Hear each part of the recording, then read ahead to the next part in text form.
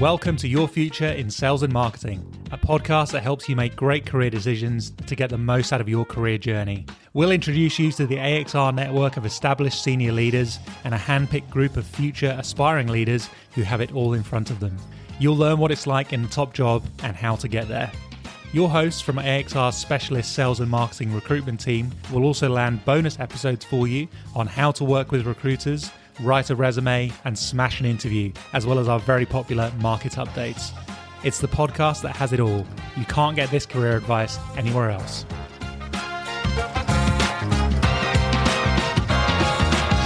Welcome to this episode of Your Future in Sales and Marketing. So today we're going to be talking about what 2025 holds for the talent market in FMCG and the adjacent sectors in which AXR operates from a sales and marketing perspective. And to talk us through that, I am joined by Ben Carnegie. So Ben heads up marketing recruitment at AXR. I look after sales and category. In terms of what we're going to cover, there's probably three parts of what we'll talk about. So one is looking back on 2024, which already feels like a long time ago. What were the trends that we saw there? Then we'll look forward. So in 2025, what are we expecting to see? And we'll talk about that in terms of each of the specific areas that we recruit across. And then finally, from our perspective, as a candidate, how can you set yourself up to make a great career decision in 2025? And how can we help you with that?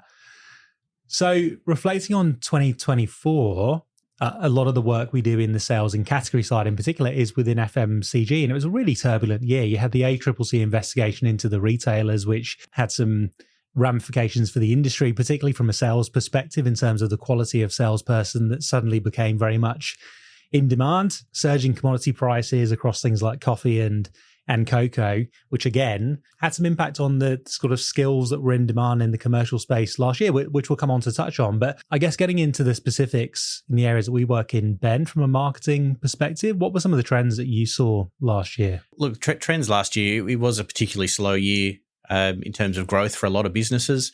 When you look at the first half of last year, from January to June, there was a lot more senior opportunities that were about, and probably more in that 200 plus bracket than we'd seen in quite some time there. As soon as the end of financial year hit, though, other economic factors, I think, started to contribute to the fact that businesses were starting to look at reducing numbers, consolidating.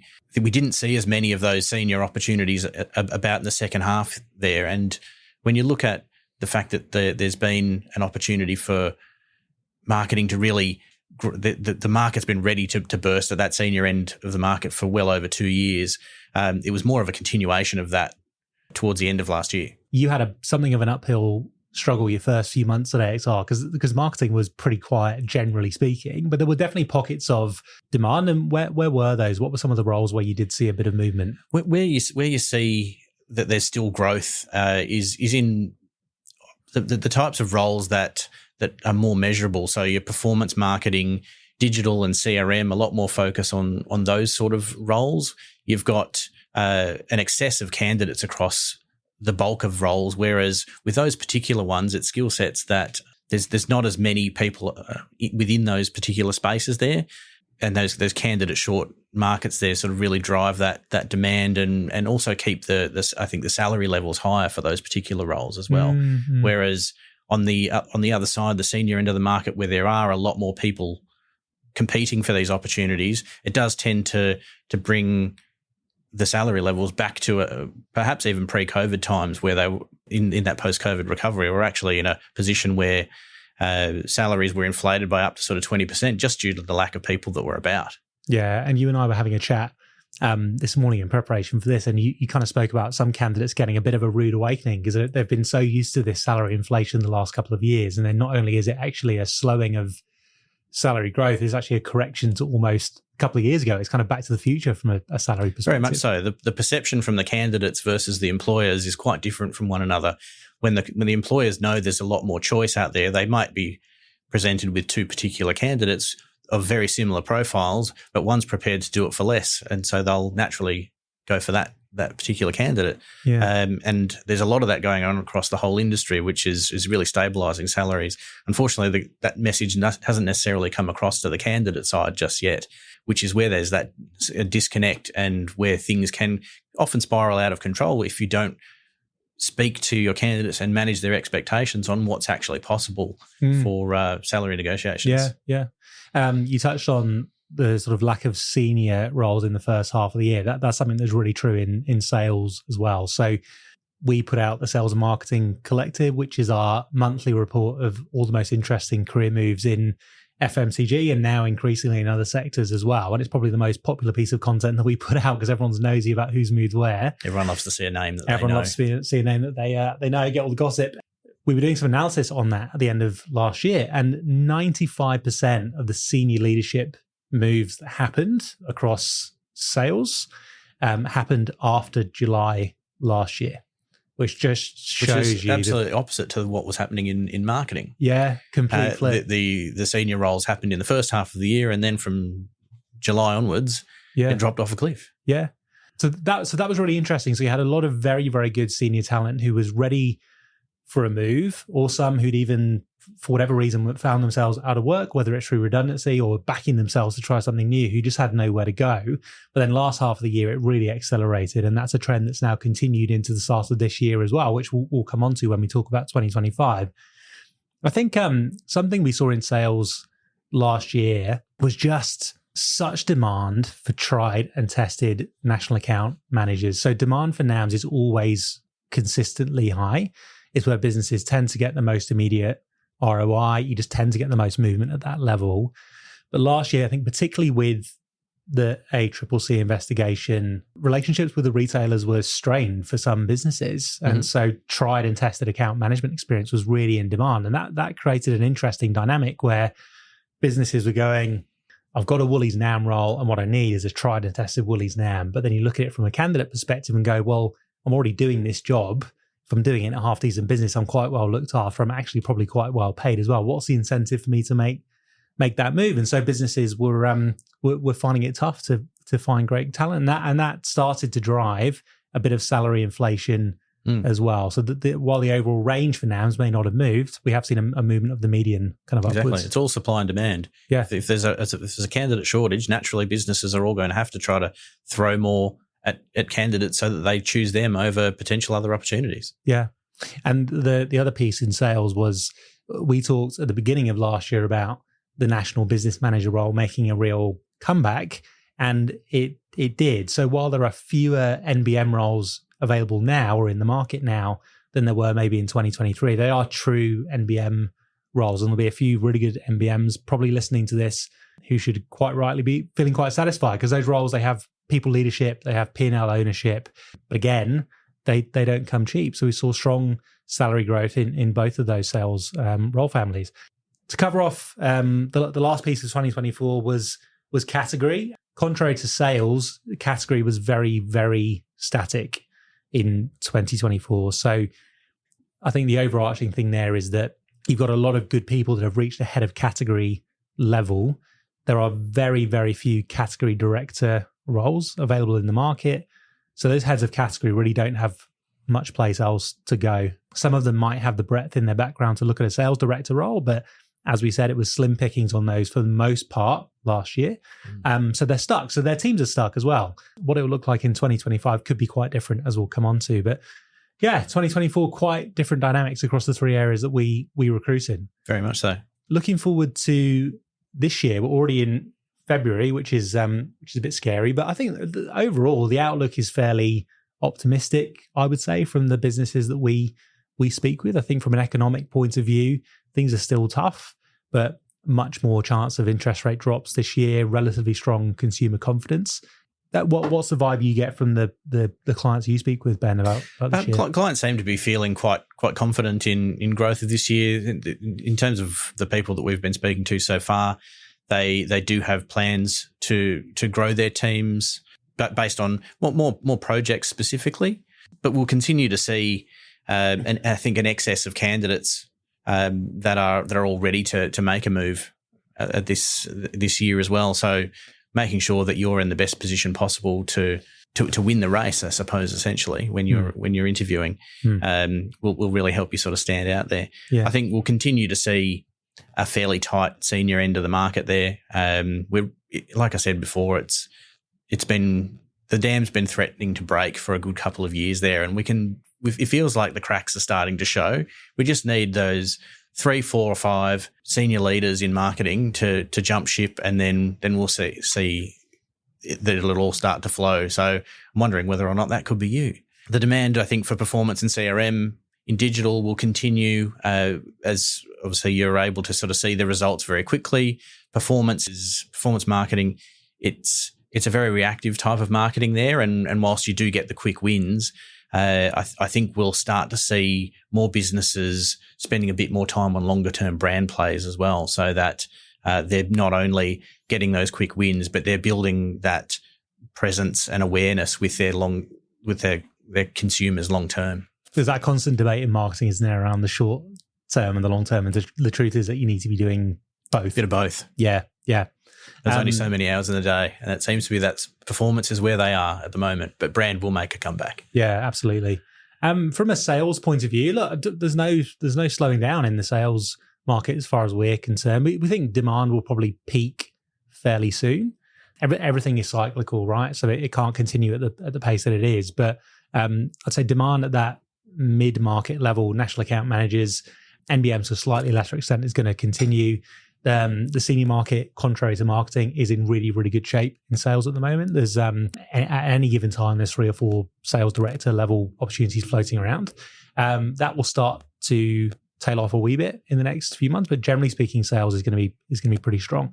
The other trend we're seeing a bit more of in sales going into this year is a bit more e-commerce specialization. So I remember going back to 2017, 2018, whenever Amazon kind of launched into Australia, every business was gearing up like, how do we take advantage of this kind of e-commerce revolution that's going to happen?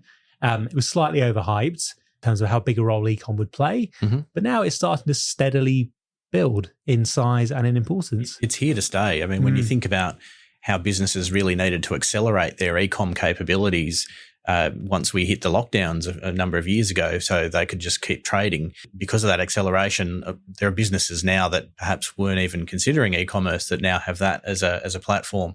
I think we'll continue to see that grow, but there's always going to be that. I mean, particularly retail, there'll be that fight between what's better, bricks and mortar versus e-commerce. Is it more about convenience and being able to find the best deal online, or is it more about the experience in store? Yeah, for sure. And from a sales point of view, you're seeing more and more people actually defining themselves as e-com specialists. There's some businesses where an e-com role can be a stepping stone for a key account manager or a junior national account manager. And there's some candidates who view it very much in that way. But there are others who go, do you know what, actually, I know this space really well. I know it's a growing area of demand and I'm going to specialize in this area. I do wonder as well if in e-com, there's maybe more opportunity for candidates to move a little bit between sales and marketing, potentially. If you have knowledge of that area, you know how to win there. There's a big transferable skill set. Quite possibly, yeah. Yeah. Finally, from a category point of view, while I don't expect any dams to be bursting and anything crazy to happen, I would say there'll be more movement in category this year. Again, everything is cyclical, but secondly, I think we're going to start to see a bit of movement in the way that category teams are structured. As we've talked a lot about on this podcast before, category teams can look very different from business to business. Some are much more insights-led, kind of true quote-unquote category functions. Others are much more like commercial planning. Revenue growth management is becoming more and more important to businesses. We're seeing new RGM roles pop up left, right, and center. Most of them are sitting in the category team, which is starting to shape how those teams are formed. So if you're in category and you're considering a move this year, I'd say sit tight for now. Things are going to be happening. Another thing just to point out for listeners today, Ben, is the fact that while the majority of what we do in sales and category is within FMCG, in marketing, you're actually a bit more broad. And actually, FMCG is part of what you do, but it's certainly not all of it. Marketing's a really interesting space there where the skills are highly transferable. The first port of call, I think, for any employers is always to try to search from within their industry so that there's that knowledge. But it's the methodology, I think, of basically using the 4 Ps or 7 Ps. How many Ps in marketing are there now? Always a new one. There's always a new popping up. P coming that allows you to transfer your skills. It's more about knowing what the customer journey is and what touch points you can have along the way that will help keep that customer engaged. And it's more about just learning what the product or the service is at the time. Whereas on the flip side with sales and marketing, there's in-depth knowledge required very much so from a product perspective, and makes it a little bit harder to jump from one side to the other. Yeah, for sure. Great. So now we've given you our view on what to expect from this year. Let's turn our attention to how can we help our community make sure they're positioning themselves to get the most out of this year from a career perspective. And again, when we were doing our prep for this, like a true marketer, you had a few P's to talk about. Well, for that's this right. one. But we've talked about the P's before. We've got the P's of recruitment and how to get yourself ready. So the 3 P's, we'll stick with 3. There may be others that are added over time, but I think patience, preparation, and productivity, I think, are the 3 things that will help you be successful when the time comes. Patience in the fact that the way the job market is at the moment and potentially in future, even when a job market's really busy and there's a lot of opportunities out there for you, it's all about the right role, not about the next role. So patience in terms of waiting for that right opportunity to come along rather than blanket applying to everything that might be something that's of interest. It's your career. You're the one that has to be doing the job. So you may as well be doing something that you really enjoy and feel passionate about. There's a 4th P for you. Oh, there we go. Passion. Keep that in there as well. And on the patience point, it's being patient in terms of actually weighing up, is now the right time for me to make a move at all? Because probably half the conversations we have with people end up with us telling them to stay exactly where they are. That's right. There may be internal opportunities that could get them to where they go a lot faster than having to reestablish themselves in an existing business. Yeah, it's got to be part of a plan. You know, don't just start applying to things externally because you're having a crappy week at work. You know, think about where you want to go and then think, have I really explored all the opportunities to do that within my own business before we look at making a move? Absolutely. Which comes to preparation. Whilst it may take a little bit of time for that perfect opportunity to come up, it might actually land in your lap tomorrow. So making sure that you've put in that time and effort so that you're aware of how to articulate what your career journey is and all the things that have helped make you successful along the way, so that the person that you're sitting opposite at the time gets a really good picture of what you've achieved and how it will help them in their role. Yeah, knowing the stories of contributions and achievements that you've had and how to appropriately articulate that. It's all about how you tell that story that will bring that to life for the employer. Yeah. And look, even in the seemingly best planned, most strategically executed career journeys, of which you can hear many on this podcast, over 100 episodes of them, there's always an element of what appears to be good fortune, right time, right place.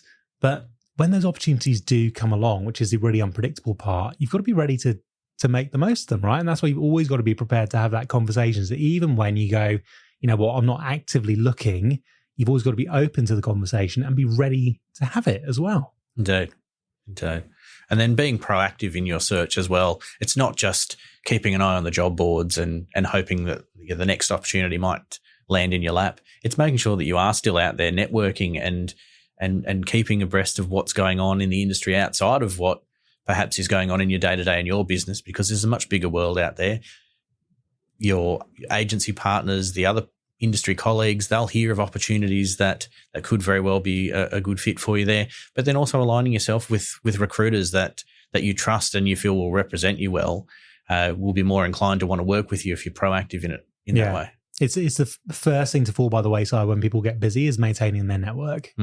And particularly since COVID, networking hasn't really recovered to the way it was beforehand. So people have become a little bit more tunnel vision in what they're doing, and that's understandable. But at the same time, the likelihood is your next career opportunity will come through your network, come through someone that you know. So make sure you're nurturing that through just consistent action. So put the time in and be prepared, but be prepared to stay for 6 months, 12 months, but be ready to leave tomorrow if the right opportunity comes up is the advice I think there. Yeah, great. Perfect. So in closing, I guess sort of key takeaways, our view on 2025 across the board is actually pretty optimistic. There'll be areas that are stronger than others, as always, but across the areas that we work in, we're feeling pretty bullish looking into 2025. You can follow Ben and I on LinkedIn. Feel free to connect with us.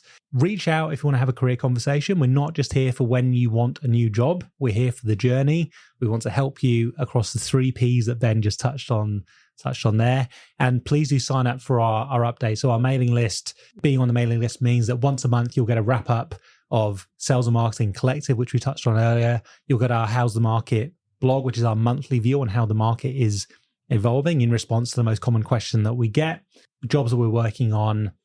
Thank you for joining me, Ben. Oh, thank you, Andrew. Great to have done this with you today. Yeah, likewise. And looking forward to engaging with everyone listening in 2025. Thank you. We hope you enjoyed today's podcast from AXR Recruitment and Search. We're passionate about helping you get the most out of your sales and marketing career. Keep listening as we bring you more career insights and advice from Australia's inspiring sales and marketing leaders. See you next time on Your Future in Sales and Marketing.